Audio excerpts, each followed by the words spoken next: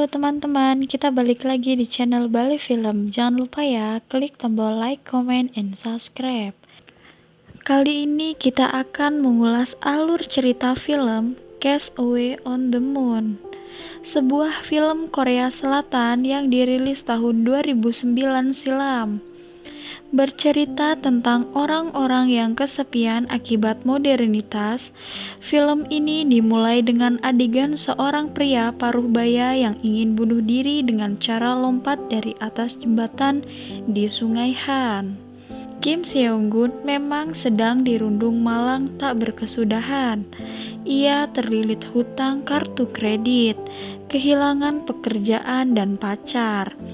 Tapi apa mau dikatakan, Kim malah terjebak di tengah pulau kecil tak berpenghuni. Awalnya Kim berusaha untuk meminta pertolongan karena ia tak bisa berenang. Akan tetapi, tak ada yang menolong dia, sehingga berniat untuk mengakhiri hidupnya dengan menggantungkan dirinya. Namun ia menunda niatnya dikarenakan dia ingin membuang air besar. Dan ia mengurungkan niatnya dan mencoba bertahan hidup. Di pulau itu ia mencari sesuatu yang bisa ia makan, seperti jamur yang banyak tumbuh di pulau itu. Di pagi harinya, ia mencoba untuk membuat api menggunakan cara tradisional, yaitu menggosokkan batang kayu, namun tak berhasil. Yang ada ia kesal dan membakar rokoknya menggunakan korek gas. Ia mencoba memungut sampah-sampah yang bisa ia gunakan, salah satunya perahu bebek sebagai tempat tidurnya. Ia mencoba mencari makanan selain jamur, mencoba menangkap ikan, namun tak berhasil. Mencoba menangkap bebek, menangkap burung hingga memanjat pohon untuk mengambil telur burung, namun dia tidak bisa memanjat pohon. Ia pun akhirnya menyerah, lalu mencuci kepalanya menggunakan sampo dan membuat ikan di sana ke permukaan, dan dia akhirnya mendapat makanan selain jamur. Makin betah dengan kesendiriannya, membuang tunggakan kartu-kartu kredit dan menolak pergi dari pulau itu. Di tengah cerita, penonton dikenalkan dengan seorang tokoh perempuan bernama Kim Jong Yun, atau disebut saja dengan nama Kim Yun karena nama pertama mereka sama. Bila Kim terjebak di tengah pulau, perempuan ini menjebak dirinya di kamarnya. Baginya hidup cukup dengan satu kamar dan layar monitor. Melalui internet, dia berperan jadi apa dan siapa saja yang dia mau, yang membuatnya menjadi cantik di media sosial.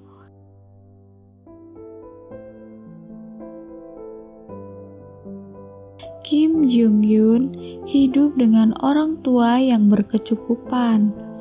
Apapun yang dia mau bisa dia dapatkan. Selama 3 tahun tidak pernah keluar kamar, bahkan tidak pernah memperlihatkan wajahnya ke orang tuanya. Untuk berkomunikasi dengan ibunya, ia mengirim pesan. Tempat tidurnya pun berada di dalam lemari yang dipenuhi oleh bubble wrap dan satu layar monitor untuk menghipnotis dirinya agar tertidur. Pada suatu ketika, dia menunggu waktu di mana kota akan sepi. Hari itu akan datang selama 2 kali setahun. Saat waktunya tiba, ia bergegas menggunakan helm dan membuka jendelanya. Melihat keluar menggunakan kamera yang memiliki lensa zoom. Ketika sedang memotret, dia tanpa sengaja menangkap keberadaan Kim di pulau itu. Ia pun terkaget dan menutup jendela kamarnya.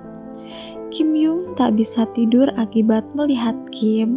Ia pun mulai penasaran dan mencoba melihat Kim. Namun di saat itu, Kim yang sedang membuka celananya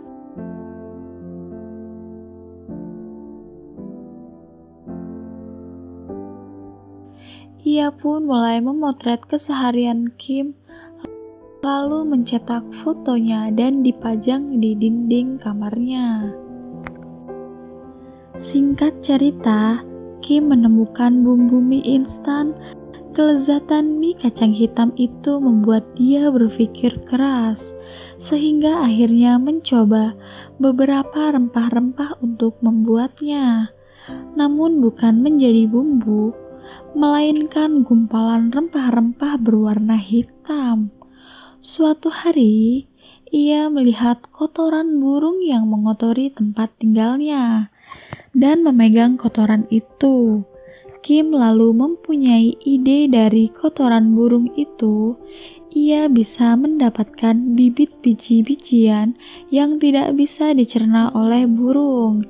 Di sana dia membuat ladang dan menanam. Kim Yun yang selalu memantau Kim pada akhirnya ingin mengirimkan pesan ke Kim. Ia membeli sebuah botol untuk mengirimnya surat. Dengan perlengkapan yang lengkap, Kim Yun keluar dari kamarnya dan menuju jembatan yang berada di atas pulau itu.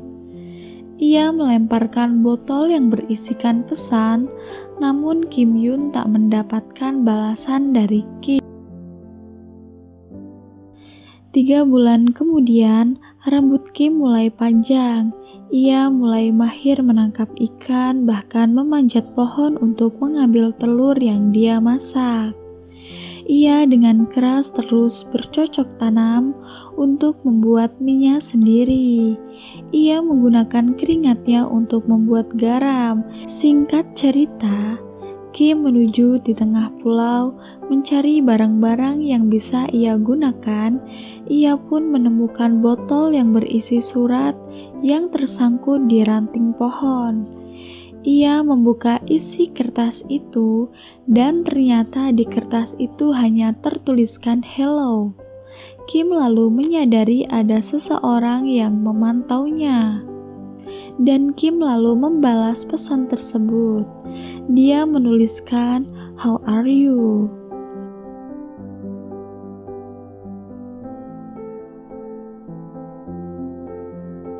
Di malam harinya, Kim Yun mengirimkan lagi botol yang berisikan pesan. Mereka pun mencoba untuk berkomunikasi. Kim mulai keluar pada malam hari untuk mengirimkan surat dalam botol ke pulau kecil itu. Kim Yong yang mulai melihat Kim berusaha keras untuk membuat mie kacang hitamnya. Kim Yun mencoba mengirimkan mie delivery ke Kim. Namun ketika Kim menolaknya dan menitipkan pesan karena semangkok mie itu adalah harapannya. Jadi Kim hanya ingin memakan mie kacang hitam itu hanya dari kerja keras untuk membuatnya. Dengan bahan-bahan yang sudah terkumpul, Kim lalu mencoba membuat mie kacang hitam. Ia pun berhasil membuat adonan mie dan menaburi dengan bumbu yang ia temukan. Ia sangat senang dan sedih sambil memakan mie yang ia buat dari kerja kerasnya mengumpulkan bahan-bahan. Kim Yun yang selalu memperhatikannya ikut tersenyum melihat ia berhasil. Ia mengirim pesan congratulations ditambah emot ke Kim. Kim Yun lalu berencana mengirimkan foto dirinya ke Kim. Dia memilih foto yang diedit sebelumnya, foto yang paling cantik. Namun ketika dia hendak ingin melemparkan botol itu, ia mengurungkan niatnya mengirimkan foto dirinya yang sudah ia edit, karena dia sadar dirinya tidak cantik. Kim mencoba mencari botol, namun dia tidak menemukan botol yang berisi pesan dari Kim Yun. Kim menuliskan pesan, "Why?" Kim Yun kembali ke dirinya yang sebelumnya mengurung dirinya. Cuaca mulai memburuk. Tiba-tiba terjadi badai angin topan yang merusak tanaman milik Kim. Tak hanya tanaman, tempat tinggalnya pun terbawa arus banjir sungai itu. Pagi harinya, di saat badai itu reda, Kim Yun melihat pulau itu hancur diterjang badai dan tiba-tiba ada petugas relawan membawa Kim keluar dari pulau tersebut. Kim yang sempat melarikan diri tak bisa berbuat apa-apa, dan dia pun tertangkap dan dibawa menyeberangi pulau. Kim Yun yang melihat Kim sudah dibawa keluar dari pulau, memaksa dirinya untuk keluar dari kamarnya mencari Kim. Di luar banyak orang yang memperhatikan Kim Yun, namun dia tetap fokus mencari Kim. Bis akan menuju ke gedung 63 untuk bunuh diri. Kim Yun tak sempat mengejar bis yang dinaikin Kim. Beruntung, hari itu adalah hari korps pelatihan sipil yang dimana hari kota itu tidak boleh ada aktivitas di kota. Bis yang ditumpangi Kim berhenti. Kim Yun berhasil menyusul bis yang ditumpangi Kim dan masuk ke dalam bis tersebut.